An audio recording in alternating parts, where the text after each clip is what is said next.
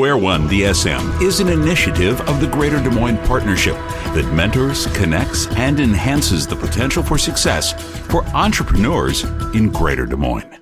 I'm joined by Amy Vohs. Vohs. Yep. See, I always screw up everybody's name. Amy and I have known each other for a couple of years. You're out of Polk City, Iowa. The big town of Polk City. Big town. And Amy's done something really unique that not a lot of people are managed to pull off, and that is get her product in over 1,000 Walmart stores. And so we're going to talk a little bit today about kind of her journey so far and where you're going next. So welcome. Thank you for having me. Thanks for being here. Start by telling people a little bit about what it is you built and how you figured out what to do. What got you in this mess? Loaded question, how I figured out what to do. What got you into this? So what got me into it is I had a problem. What started as, I was a new mom. I had a son when he was about 6 months old, and pretty much every parent can relate to. He started throwing everything all of the time. And so I've kind of always been a person that's always had, there's got to be a better way to do this.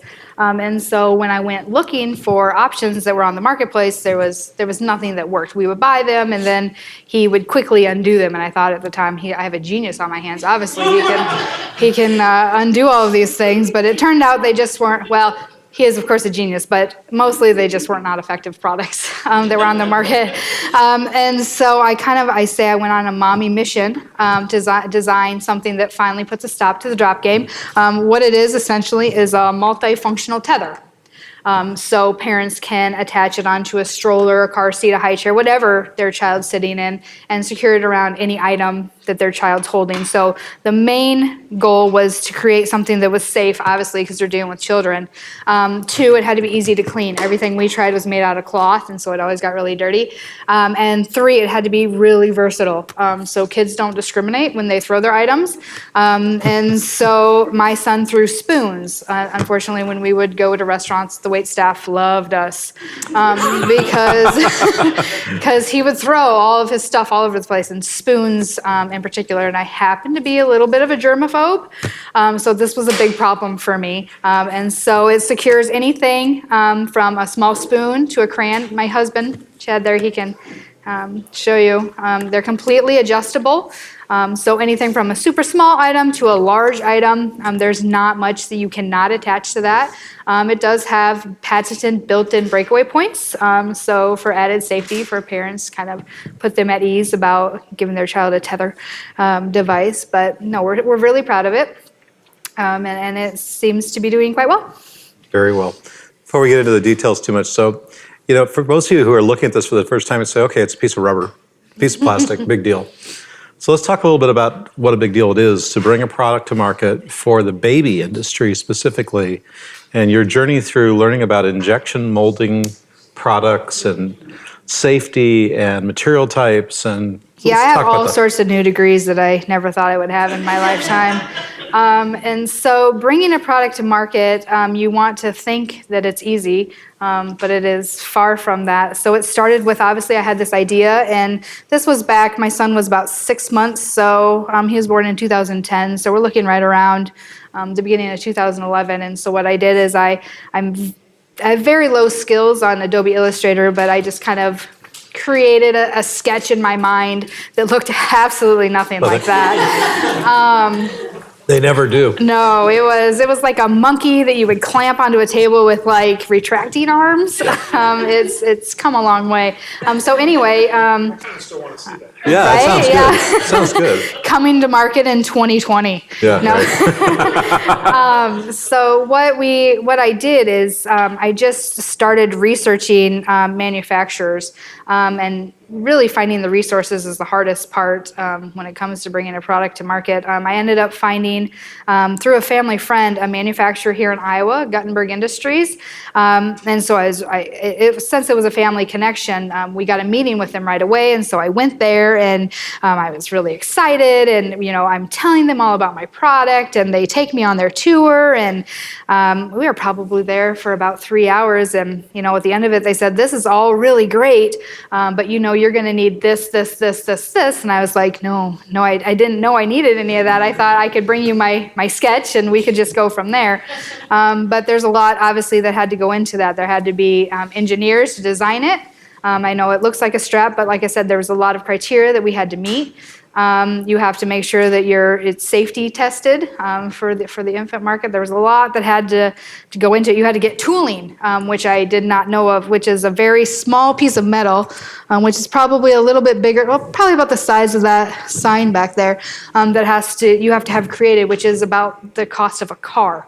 These are things that That's a cheap tool. The tooling for one of my products was $1.6 million. So. Yeah, so ours was around 30K to start, which when you are, a full-time mom and you're getting these numbers, you're like, oh my, I did not know we needed to do that. But I knew that this product needed to be in the market because I knew that there was, parents. I'm not the only parent that deals with people, dropping their kids dropping stuff. And so we reached out to so many resources. We worked with Small Business Development Center. And what ended up, we didn't have the funds to do all of this because, by the time you look at engineering and tooling and all these things. So pretty much everything we had went into it. And we ended up, the biggest break we got is we reached out to Iowa State University, the design department, and they loved the concept. They loved the story behind it. And David Ringholtz was his name, the head of the department, industrial design department. And he said, let's do this. And they were kind of just in the beginning stages of what they wanted to do with working with entrepreneurs and companies to bring products to market. And so I had 2 students that helped me design the first initial prototypes of Lil Sidekick. And that was probably our biggest break. From there, you have to let people know about it. Yes. Which is also another really big hurdle. I worked... I have no prior knowledge or industry experience in business or bringing a product to market at all. Actually, my background's in mental health. Worked in mental health for about 15 years. I have to stop right there. That's a really good background if you're going to get into business. Just to have a little mental health background. I think that's a really good thing to have. Forget the MBA, right? The mental health. The benefit of that is I know how to work with people really well, and I know how to solve really interesting problems that you'd never think you'd run into in one's life. And it really kind of comes with thinking on your feet, and you got to be able to think quickly and how to solve problems. And that's really what's got us to this point because there's always problems. Oh yeah. So just being able to think about those things. But anyway, so to bring it to market, I had no idea what I was doing or how to do that. We worked with Sweet Dreams actually pretty closely because that's where I did a lot of our shopping with our son, and the store owner there, Lisa Ray, and her family were super supportive of us. And they gave us kind of some back industry knowledge that we would have been really lost without. And so she kind of told us about trade shows. And so one day I was just and we're looking at like June of 2013 now. So about 2.5 years of just R&D and product development and getting this thing to market or even ready to be seen. And I take that back a step. In June of 2013, I found a trade show to go to. It's called ABC Kids, and it's one of the world's largest juvenile product shows. And in June, we decided, hey, I think we need to go to this.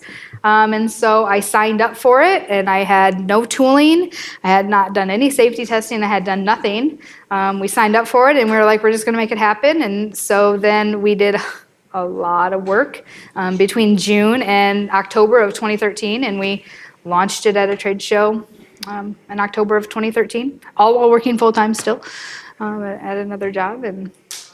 So that's kind of the backstory on how it all came about. So tell us about the plastic, because specifically just the material, because you don't really think about plastic, but there are thousands and thousands of types of plastic. Yes, so what did you have to go through to figure out the material? A lot. So Gutenberg Industries is who our manufacturer is, and they were great at helping us. Because when you're bringing a product to market, you don't necessarily know what material it has to be, and I obviously had no prior knowledge of different types of plastic materials. And so we had an idea of what it needed to be, but it obviously needs to be able to hold items. and it has to be flexible, but not too flexible. So then you're looking at different durometers, different types of plastic. It had to be safe for kids, so then you have to throw in the food grade based. And so the really fun part of it is when we finally had our tooling complete.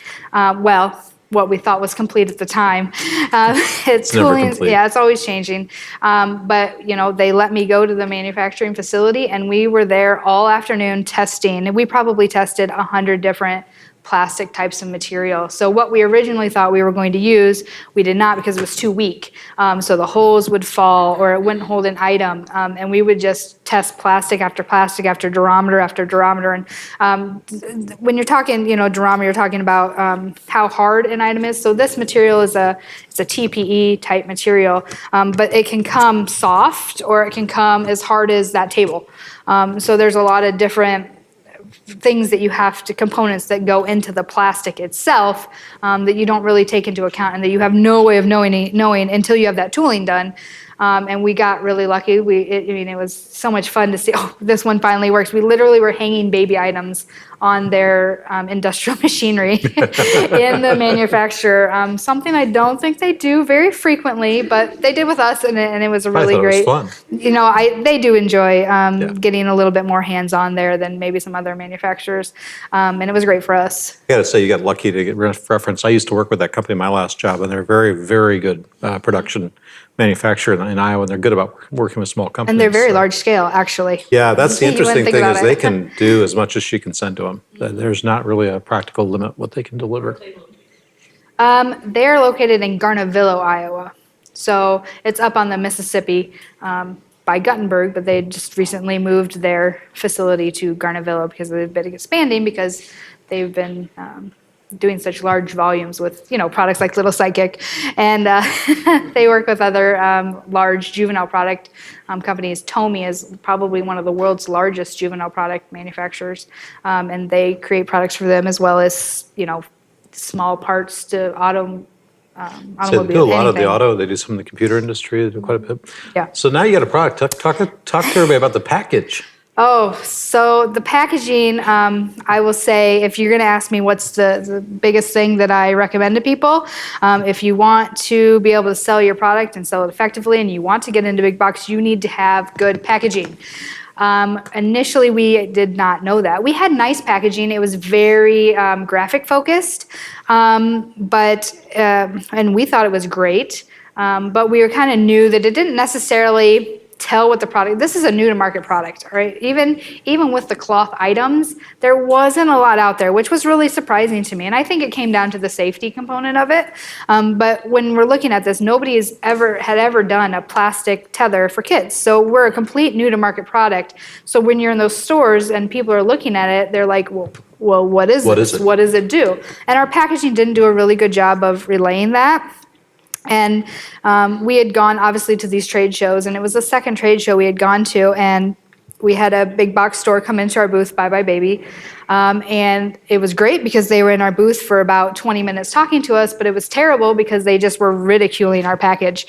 They just annihilated it. Everything that could be wrong with it was wrong with it, and I mean, most people would be really, like, oh, what do you do? Well, we used it as a really big incentive for us. Like the feedback that they gave us, I mean, they don't spend 20 minutes in a lot of people's booths. And so if they're going to spend that time to give you feedback, you better listen to it, because if you don't listen to it, you're not, it's going to be a rough path for you. You're going to have to learn a lot more. And so many people in the software world, you hear this minimum viable product. Well, it's true in the hardware, physical products world too. You got to get in front of the customer. You've got to get actual feedback all the way through the process of selling and delivering, because even just packaging up and how they want it delivered and what bundles and which, I mean, everybody wants it differently. Yep, they do. Getting that feedback is just dynamite. And once you get it in the big box world specifically, once you get it for one, you pretty much get it for all.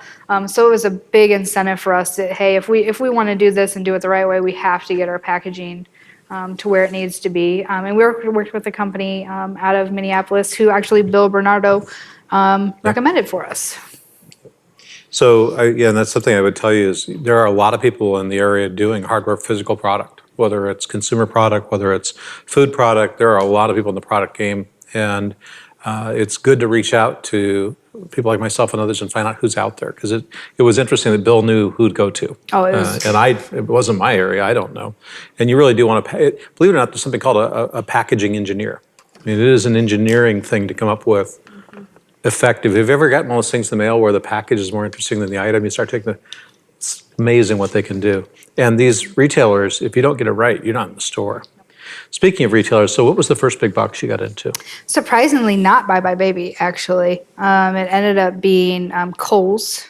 We ended up going online with them. And then came Toys R Us, Babies R Us, and then came Walmart, and then came Bye Bye Baby. So it's kind of crazy how it works. It was a really long process of working with them, but like as Mike said, everybody has their own criteria, what needed to be done, and so Bye Bye Baby was just, they needed a little bit more nurturing to get what they wanted for in store. And they actually have a double pack, so they just got our first double pack. So we launched with them in March. Yeah, so in some cases they want a different color set, they want a different package type. Yep. And again, you got to do what they say or you're not in the store.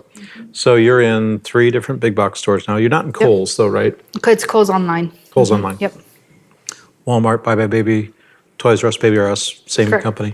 So how many stores are you in the U.S. now, do you think? About 1,600 in the U.S. and we launched in 2013. We left with like 30, which we were excited about then. Yeah, 30's a lot. So and all of those have come. We launched in stores with Toys R Us actually a year ago this month.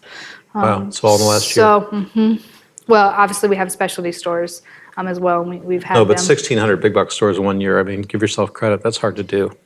That's hard. Been fun. She's got such a great attitude. It's been fun. That's one way to put it. Yeah. Nicest way I can put it. No, I understand. And you had some help financially. Yes. You raised some capital. We did, specifically for the packaging. As I said, the tooling, family and friends helped with the tooling as well as our own funds went into the tooling. But the packaging also was about the cost of a car, and so when you're trying to scale it, we just didn't have. So you got 2 new cars in the game. So we have 2 new cars and nothing to ride. Right.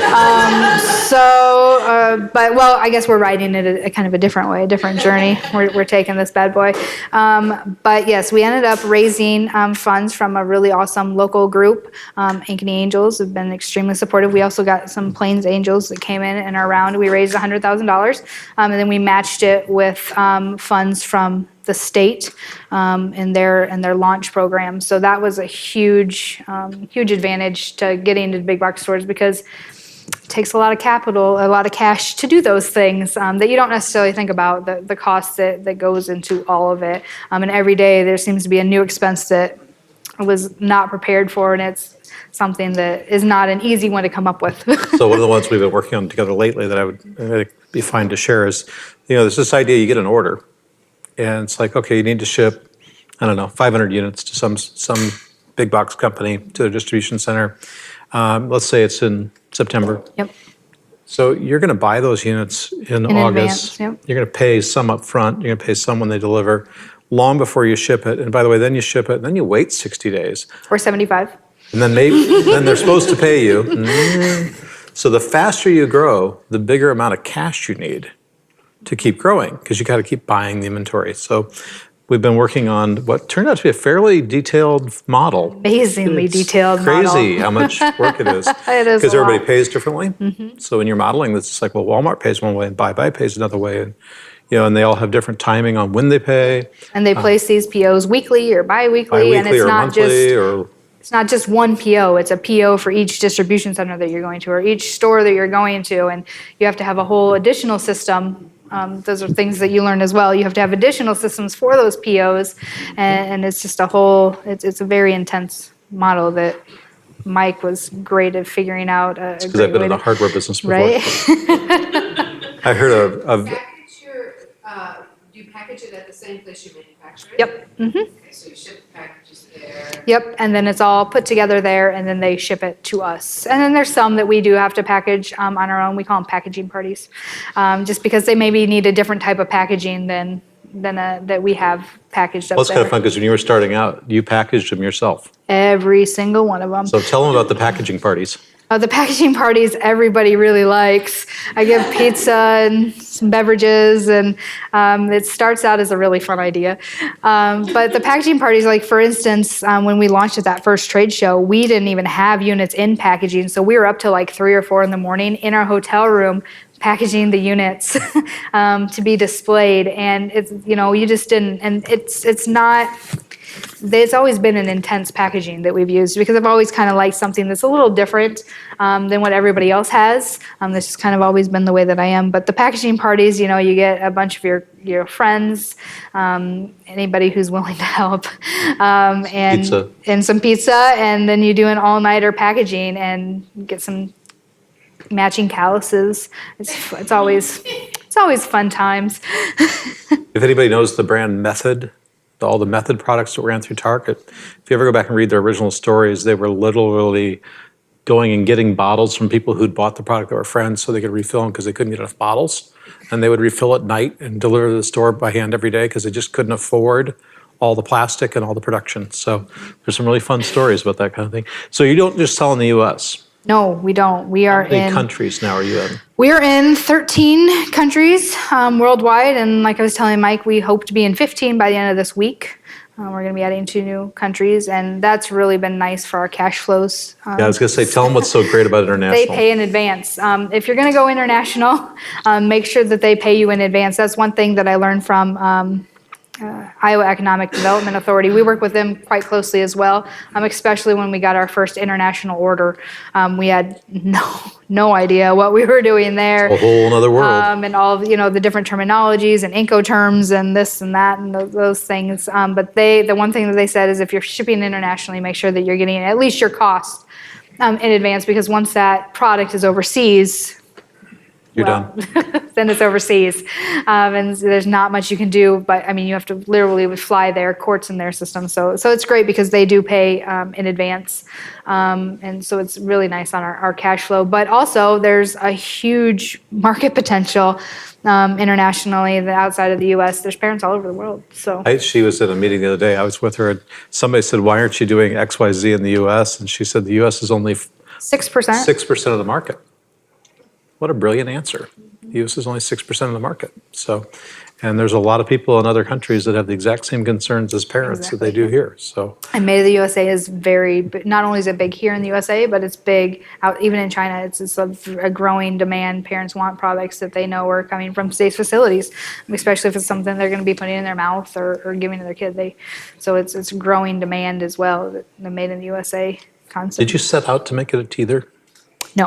Okay. But There's a lot of things I set out to do that they did not, that either didn't happen or they ended up happening. No, we did not intend for this to be a teether.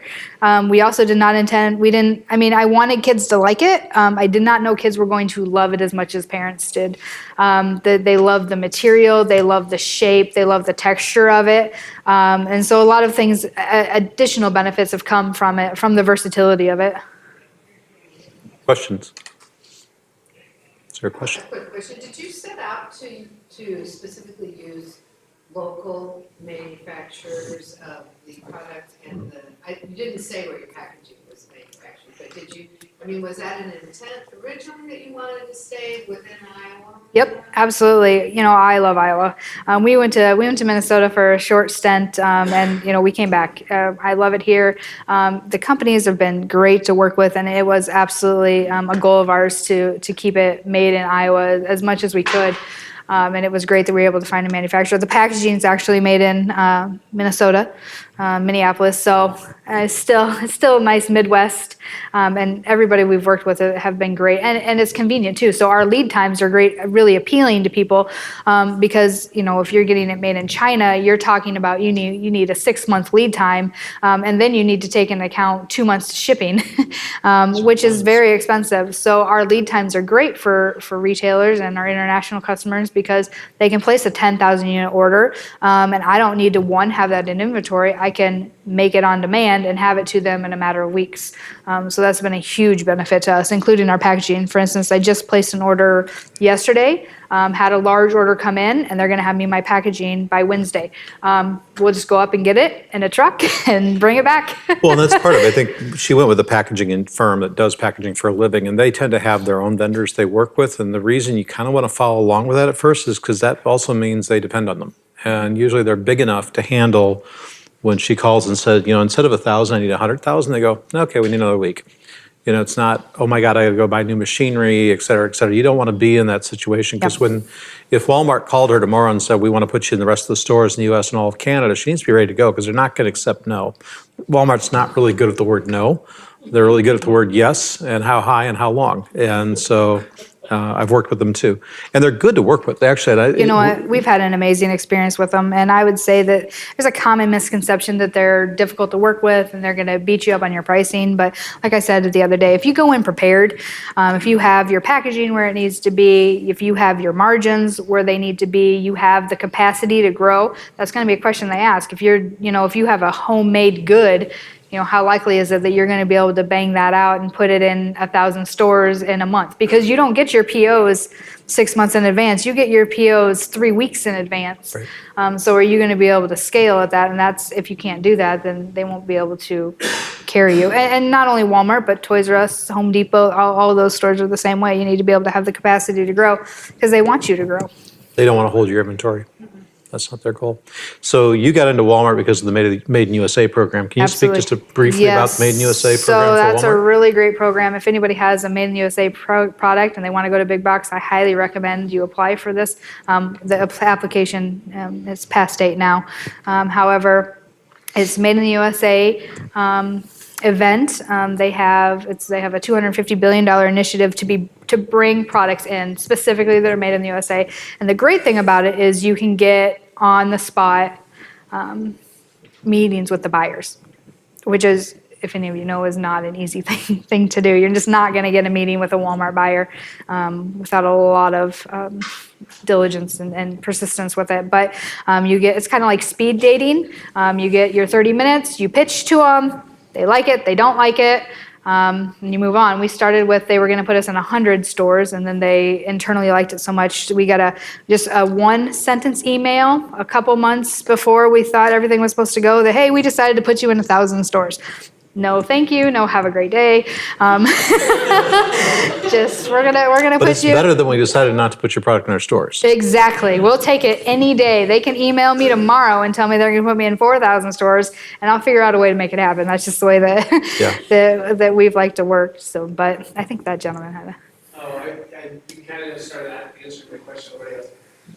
You named off all of the big box stores and the retailers that you're in, and I just was going to ask you about how some of those all came about. Did they all come about through trade show contacts, or was there other things that you were doing? Most of them were trade show. That's a really great opportunity because everybody from a specialty store to big boxes there, to international. So the trade shows is where we made most of our contacts. I also brought in a consultant that had previously worked as a buyer at Target.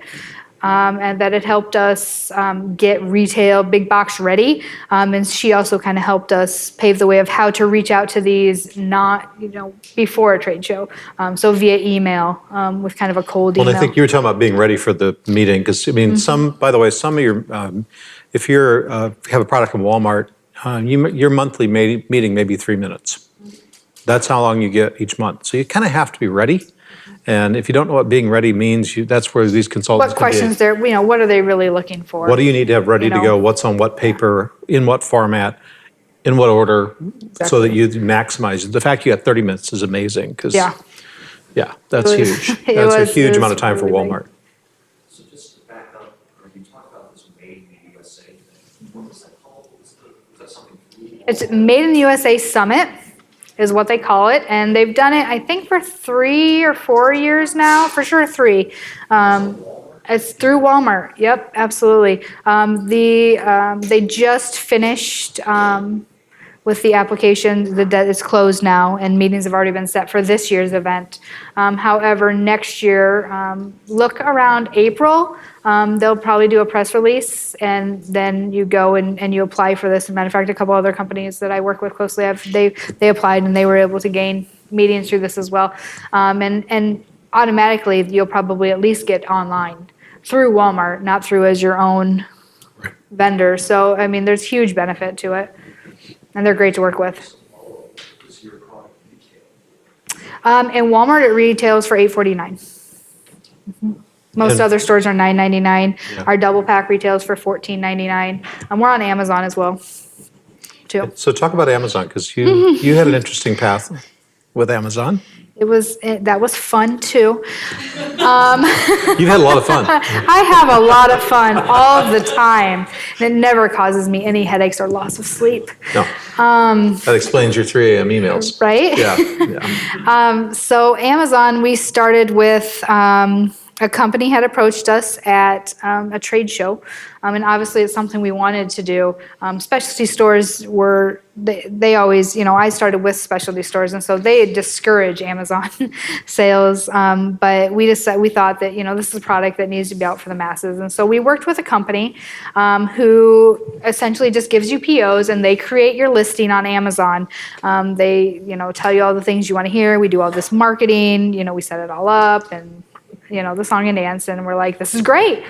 We gave them a year exclusivity, and they did indeed get it on Amazon, and we didn't start selling. However, it was really slow.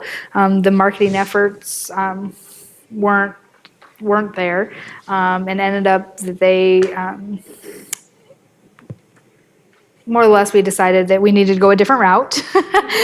And so when we went a different route, we've hired a couple other people that said they also had knowledge in the area, and it's one of those things that you're paying for the consulting, and then you end up not getting the results. With the answer is, well, we didn't make any promises, but we end up going through a couple different consultants, finding out that the listing was created incorrectly, going through a bunch of back-end stuff with Amazon, which is not I've done it too. easy. It's a very, very difficult process. And we've finally, about 4 months ago, we landed with an amazing company here in Iowa that some other vendors in Iowa had used. And finally working with them, we were able to get our listing set up correctly. They do the appropriate type of advertising, and they have results. We've grown 10x since from when we'd had the original. And I've met these guys too. And I will tell you, the one thing that I would recommend, having been through Amazon myself, if you're getting someone to do the work with you or for you, their incentives have to be your incentives. In other words, so the people she's with now only make money when the product sells. Make money. Product doesn't sell, they don't make money. Yep. And they make money on every item.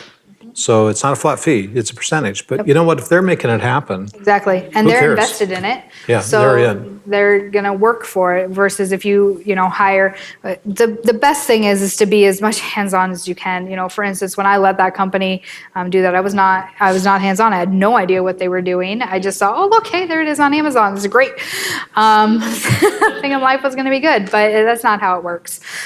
So you really need to know, if you are going to hire a consultant to do it, which I would highly recommend, that you find somebody that knows what they're doing, because it's once you have it on there, it's very difficult to change things. Even a description is hard to change. And well, and I had the experience that I didn't.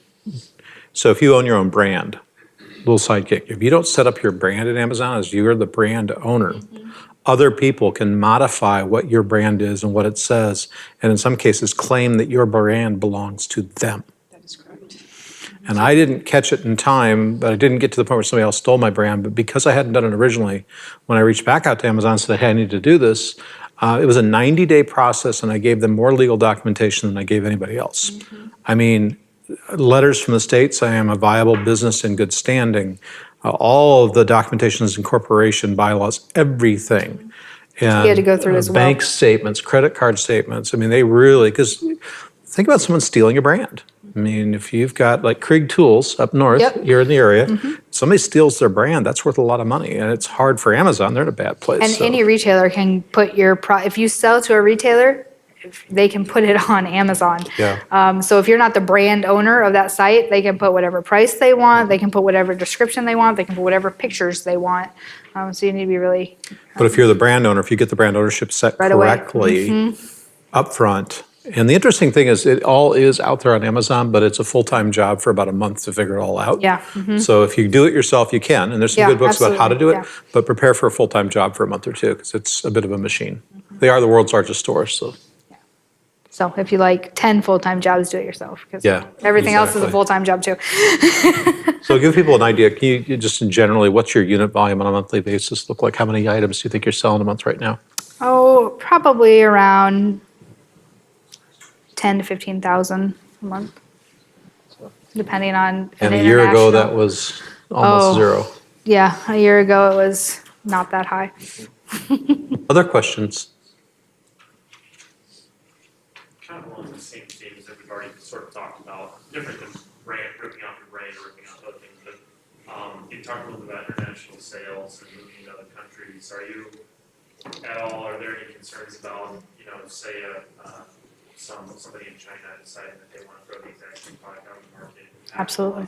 And just when you're dealing with the kind of international arena, what kind of concerns do you have there?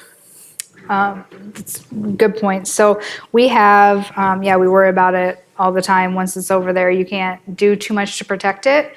One of the things that we learned after we needed to know it, which happens quite often, was that you need to have an international patent. And if you're going to file that international patent, you have to do that within a year of your original patent, which I did not know. Is that a PTC patent, is that what they call it? Yeah. So you need to do that within that time frame. So the best thing you can do is trademark it in that country.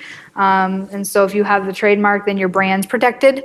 And there's certain things that they can't put on their packaging. So one thing that we have going for us is that we have a made in the USA product. So there's no China manufacturer that's going to be able to put made in the USA product, made in the USA. And then there's safety components that go with that to prove that, we are a made in the USA product, that those other companies, in China or Japan or wherever won't be able to bring to the market, which gives us that edge or advantage. And even if you have the patent and the trademark, you can still get ripped off. Yeah. It happens. Just a little change. We is had a all. company in Korea selling aftermarket battery packs for our computers. And we didn't know it until one of our customers' computers burned up in a truck and burnt the truck to the ground. And of course, we were held liable until we were able to figure out that the battery pack wasn't ours. And it finally came out that somebody working for that company had been told to find a cheaper battery, and she did. So you can't imagine how much liability it can cause and all the problems. So you have to keep track of it. But I think the PTC patent and the trademarks are the biggest thing you have to be careful of. And the trademark is really what's the value. Patents run out. Over time they run out. And if you think about, the brand Coca-Cola, it's not the recipe, it's the brand. It's the red, it's the look. That's what the value is. Or Apple, the Apple logo. You could get one bad Apple product and you probably will not just abandon them forever. You'll probably go back and try again. So it's the brand power that keeps that. And so the biggest thing to watch is your brand. Yep. Which is important, when you're launching, additional products and all those other things, is that your brand is present and can expand. Hi, thanks for your comments, it's great. Thanks. Two questions. First, you mentioned that to be ready for Walmart, you needed to have your margins right. Can you describe that? And then follow-up question, what's next? Are you, right now you're I may have this wrong, but it looks like you're a low-product company. So what are you going to do from here? Are the headaches enough, or are you going to keep on? I'm always open for more headaches. She's looking for more fun. I'm always looking for more fun, and I always seem to find it, or it finds me. Anyway, yeah, so the margins are really important when you're going to these big box dealers, because if you only have a 10 to 20% markup for them, that's not going to be appealing. Typically, you're going to want to have 40 to 50% margins for them. So if you're only making, 10% margins, and then, it's one of those things that if you go in prepared, knowing that and have it, that they have that, a little bit of cushion in there, for them as well as you, then you should be right in their sweet spot. If you go in there offering them, 20% margin, I would recommend not going. It really actually just depends. For this, I take that back. For this type of product, I know that grocery, they have maybe some different type of margins. For specifically this type of product, the big box retailers, and especially anybody, I mean, they need to make money as too. So you have your wholesale costs and you have your retail costs, and then in between, everybody needs to make a little bit to be able to make it work. And then you said for the neck, did you have another question on that? Yeah. So you said that Walmart's gonna sell it for $8. Mm-hmm. And does that mean that you're selling it to them for $6, so that they have $2, or you selling it to them for $4, so that they have $4? They have 50% margin, so we're selling it to them for around $4, a little over $4, closer to $5. Okay, great, thank you. And then the second thing is, you mentioned tooling costs, you mentioned product development costs, you never mentioned marketing and selling costs, advertising. So, when you strike a deal with a big retailer like that in the wholesaling arrangement, do they, as part of that agreement, agree to advertise for it? No, To push it? absolutely not. It's on you, so. That's all on us. All of the marketing is on your company. You can do in-store marketing with them, but that is not on their cost. You'll pay higher percentage for that. You'll pay additional fees for that. That's all on your dollar. So like when you see a rollback in Walmart, that's coming out of your percentage. That is not coming out of their percentage. But they can't provide marketing for all of these companies. It just wouldn't work. But yeah, all of the marketing costs are on the vendor. On that component, so. So you had a strategy. It's evolving. And it does pay to get lucky, because you got lucky recently. Tell them about your lucky marketing. Yes, we get some. The nice thing is when your brand gets out there and you're more searchable. And I think Amazon was really helpful with us getting the right social media advertising figured out. Was really helpful to us. We got some nice features on the Today Show. And getting some national awareness. We work with bloggers a lot. We created a brand rep program as well. That's essentially, parents that like the product. You send them a sample, and then for the next 2 months they work with you, and they blast all of your stuff on all their social media channels. And that's how we're kind of trying to grow the brand, grow the awareness, kind of do it as organically as we can. I'm not a big fan of paying people to like me, so if we can do it organically and spread the word and grow the brand, that's what we're doing. But our marketing strategy evolves daily, and it just depends on what we can afford to do. We do some videos, try to find local talent for our photos and our videos that we do, and so that's what our strategy is. So what's next? So what's next? More fun. More fun. Lots more fun. So when you're creating a brand, it's important that you evolve the brand and grow your company. And to do that, you need to come out with new products. And when you're doing well, your stores are going to want that. They like to work with people that have more than one trick horse. They want to grow with you, and it's easier for them to work with.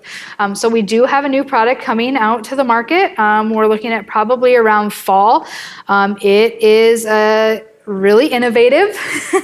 It's a twist on an additional juvenile product. It'll be in the same category, in the feeding category. And so that's also important because you want your packaging and your products to be by each other. So when consumers are in there, they see you as a brand, and they're more apt to buy from you if you have more than one product in the marketplace. But the innovativeness of it, I always seem to find things that are not easy to do. You do. This, You're good at that. I am really good at it. This one's, I know a little bit of what she's doing. And it's hard. So it's a twist on an everyday item, something. So I wouldn't even really call it a new to market. The twist that we're doing is new to market, but it's an item that everybody goes to the store for every day. It's just a really exciting component that we're adding to it. And if I told you it, I'd be ripped off right away, and it wouldn't even get to market because we're pretty excited about it. But it's never been done before. We're finding just on the way here, they called and said, hey, we have a hiccup.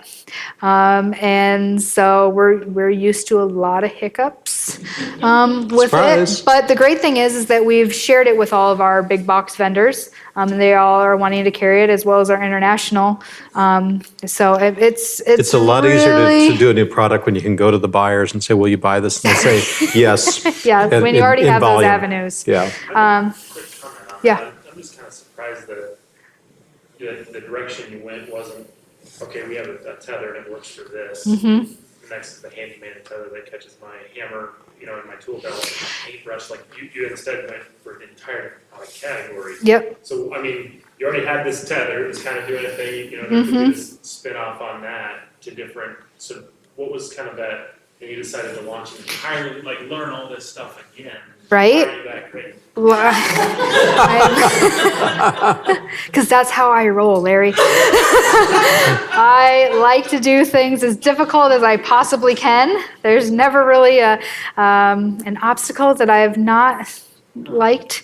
But anyway, it's easier, actually. Yeah. Because I already have those buyers. I already have the attention of the market. So if I were to go to, say, create a tether in the home space, like Home Depot, Menards, whatever, I'd have to start all over with my contacts, with my buyers. So, And you would in Walmart too. well, in Walmart, it would, yeah. Just because you're Yep. in the baby goods doesn't mean you can be an automotive. Whole new category, whole new buyers. So it's actually easier. And since we already have all of the companies that we work with, so, the marketing strategy is going to be the same.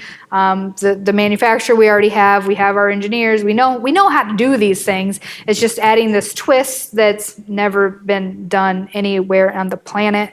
That makes it difficult. I used a little sidekick to attach a flashlight to a muffler, so it's like. Thank you. So like. Where was my social media post on There's that? a lesson in that. Seriously, there's a lesson in that though, because this is where entrepreneurs get in trouble, and it's the idea that, well, somebody bought my item, so I need to market to them. No, you don't. No, you don't, It would because be then they don't 20 know what more your product full-time really jobs. is. It's like, why is my baby tether on a muffler? And you're like, Yeah. oh my God, that's so gross. I'm never going to put that in my kid's mouth again, right? I mean, that's what you have to worry about. And then you need new packaging. You need a whole nother marketing angle. It's Different just, colors. Pink is not going to work with Pink mechanical. doesn't work. The baby, then you got to do a whole new tough man. I mean, which you just never know where I'm going to roll next. But right now we're sticking with what's working for us, and it seems to be working well. And they're really open to it, and we're really excited about it. It's just, and there's really, it will happen. So no matter how much sleep I have to lose or how many, people I need to push to get it done, we're going to get it done because we're pretty excited about it. Same with this. You have the tenacity and drive to do it, then you'll get it done, no matter what comes in the way. Yes, yes, we have. Most of it, though, I would say more than 75% of this has been while I was working full time.